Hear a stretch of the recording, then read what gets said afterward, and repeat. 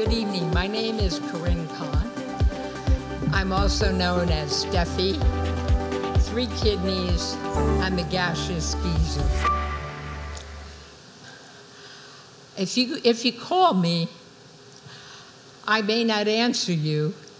You'll probably think I'm really rude, but I'm profoundly deaf. My story spans living in Plantation, Florida, from the 1990s with my husband and my 3 brilliant, beautiful, gorgeous, talented, versatile, and kind children. Do you know how I knew they were brilliant?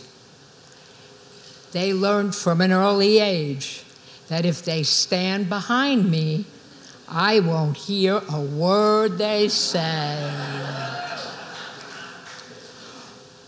When in the 90s, when rap music was popular in my home, I loved the beats. I embraced it, even though it had explicit lyrics which I neither understood nor could hear properly. So I asked my children, what are Snoop Dogg's songs all about? They said puppies, sweet little puppies. Even the little one was nodding in agreement.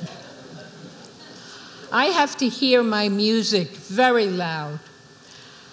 And so I blast my music in the car as I drive. Imagine my children's embarrassment as I'm driving to their friends' homes or to the mall to pick them up, blasting Slick Rick, Eminem, and the Beastie Boys. At that time, I was a practicing estate planning attorney. My clients came to me generally, because they liked me, but because most of them they had an impending operation, or they had a very bad disease diagnosis. Are there any fun ones? Well, actually, yes. I've had quite some fun with my diagnoses. For example, I always knew that I would suffer from kidney failure, that my kidneys would just not work anymore. But in March of 2020, I was fortunate enough to receive a kidney transplant. Yay! So that's why I'm here. Anyway, so part of when you leave the hospital, you are given very strict directions on how to behave in the outside world. We are all to wear masks in public. So in March 2020, after my transplant and the pandemic hit, everybody had to wear masks. I was the only person probably in the entire world that was happy that people were wearing masks, because now I had company. I wasn't alone. Woohoo! But guess what? I couldn't hear a word anybody said under those masks. I'm a lip reader. I'm deaf. So now everybody's screaming at me under masks. If I was also told, if they took off their masks so I could hear, I would get very sick.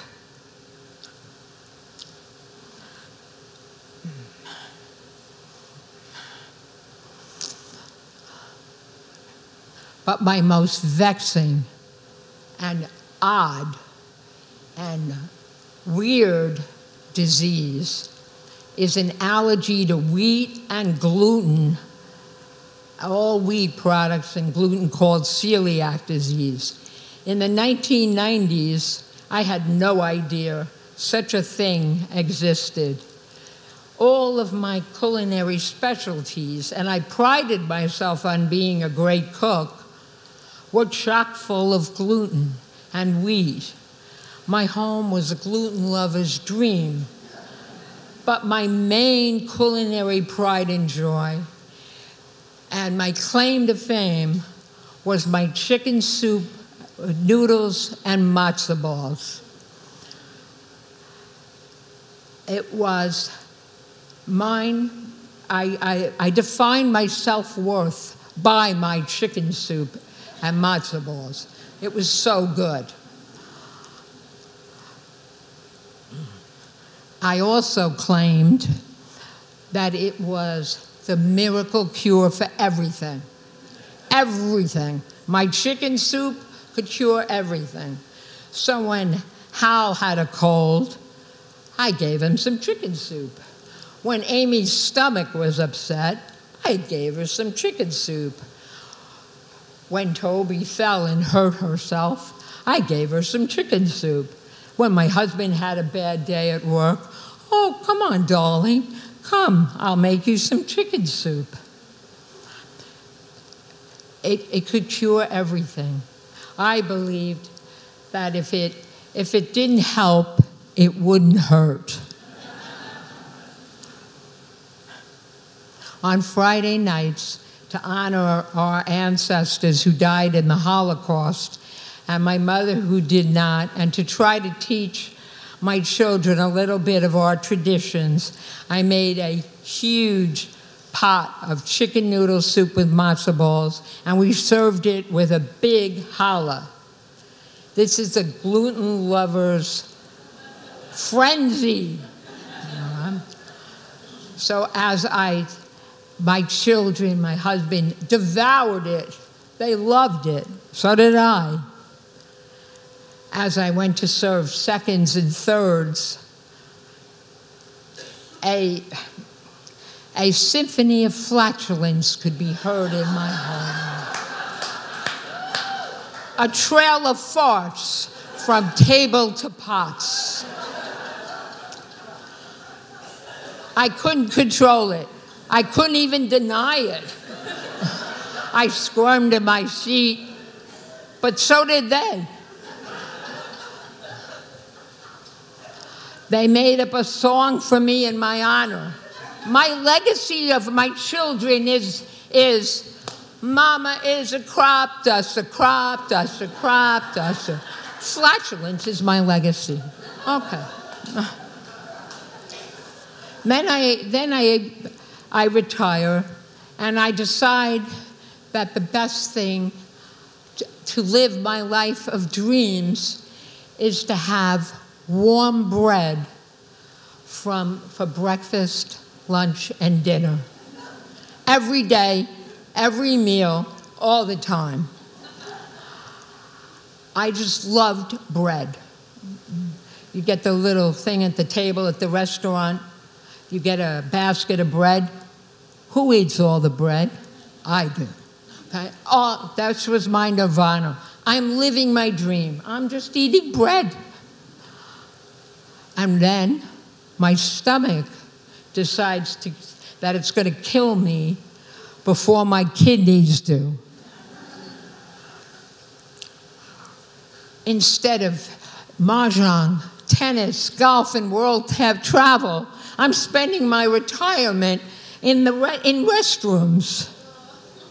Next come the parade of specialists. Tubes in, tubes out, scopes galore, supplements, probiotics. Do you have any idea how much probiotics cost? Then one day, my youngest daughter, who's here from Seattle, and who suffered in silence until she had gluten attack, announces that I could not serve her best friend any more wheat in the home, that she had a disease called celiac disease. So no sandwiches, no pasta, no pizza, no burgers with buns. What do you feed a kid? She described her symptoms and said that her mom had them too. These symptoms sounded vaguely very familiar. So I call my family doctor, and he tests us all for celiac. And lo and behold, I have celiac. And so does my son, and so does my youngest daughter.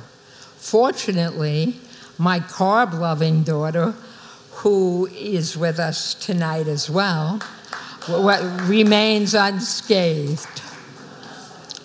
But imagine my horror, my culinary pride and joy, my chicken noodle soup with matzo balls, my claim to fame, the miracle cure for everything was getting my family sick. Then, we eliminated all wheat and gluten in our home. It became very silent. No more symphonies of flatulence. No more crop dusting. No more smells. My children had no idea I was coming so that they could stop what they're doing that they wanted to hide. Then gluten-free diets became the must-have diet. Everybody had to have beyond this gluten-free diet. It was the Gucci bag of diets. And so manufacturers started making gluten-free products. I could walk down supermarkets, gluten-free this, gluten-free that. Tasted like styrofoam. Anyway. But Manischewitz invented gluten-free matzo meal. Now, all of a sudden, I could reinvent my chicken noodle soup with matzo balls. I know at least one person in this audience that's very happy that I did. And I could reinvent it. And it was delicious. And it was wonderful. So except for one thing, about a year ago, my son calls me from Miami. Mom, I have a virus. It's really bad. Mask on, keys in hand, shopping list in order. I'm going to the grocery store and I'm going to make him the best miracle cure for everything. Chicken noodle soup with matzo balls. And I go get all the ingredients. I make it with love. I pour everything in it. I prepare it. My chicken noodle soup is going to cure his virus. Take that, Dr. Fauci. I pack it up. I send it down to him.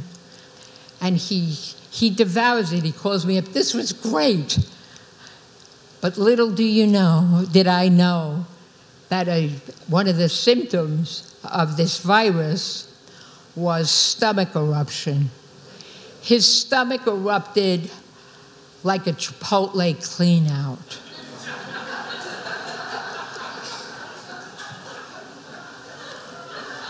There was no gluten in that soup.